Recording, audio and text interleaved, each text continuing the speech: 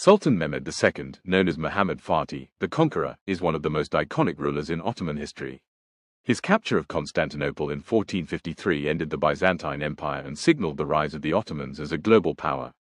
However, long before this triumph, Mehmed's early life was filled with formative experiences that shaped him into a visionary leader. This summary explores Mehmed's early years, education, political struggles, and rise to power. Mehmed II was born on March 30, 1432, in Edirne, then the Ottoman capital. He was the son of Sultan Mehmed II and Huma Hatun. Murad II was a strong ruler who expanded Ottoman lands and ensured internal stability. Though little is known about Huma Hatun's background, she played a key role in Mehmed's upbringing. By Mehmed's birth, the Ottoman Empire had grown across Southeast Europe, Anatolia, and parts of the Middle East. The empire was ethnically and religiously diverse, and the Sultan served not only as a political leader but also as the Islamic caliph. The early 15th century was a time of both consolidation and challenges for the Ottomans, and Mehmed was born into this dynamic environment. Raised in the Edirne palace, Mehmed was exposed early to court life, politics, and religion. Ottoman princes were rigorously trained from childhood to become future rulers and warriors.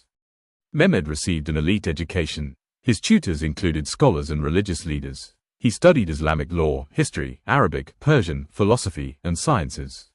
Military training in strategy and horsemanship was also emphasized. He reportedly had a deep interest in books, reflecting his intellectual curiosity. Even as a child, Mehmed was noted for his intelligence, determination, and ambition. He was physically strong, disciplined, and showed early signs of political awareness. His deep religiosity would influence his future decisions as a ruler. In 1444, Murad II temporarily abdicated in favor of 12-year-old Mehmed following a peace treaty with Hungary. Mehmed's short first reign was largely ceremonial, with real power exercised by regents. Still, it gave him a taste of leadership during turbulent times. Soon after Mehmed's accession, Christian forces launched the Crusade of Varna to halt Ottoman expansion. Murad returned to the throne to lead the army and achieved a major victory, which Mehmed witnessed, learning valuable military and political lessons. In 1446, due to internal instability, Murad resumed full control.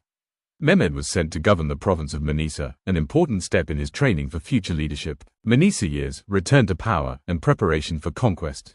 4. The Manisa years 1446 to 1451. Manisa served as Mehmed's administrative school. He handled governance, security, and economic management. It allowed him to develop a practical understanding of ruling. During this period, Mehmed led campaigns against local unrest and refined his military strategies. He also studied siege warfare, knowledge he would later use in Constantinople.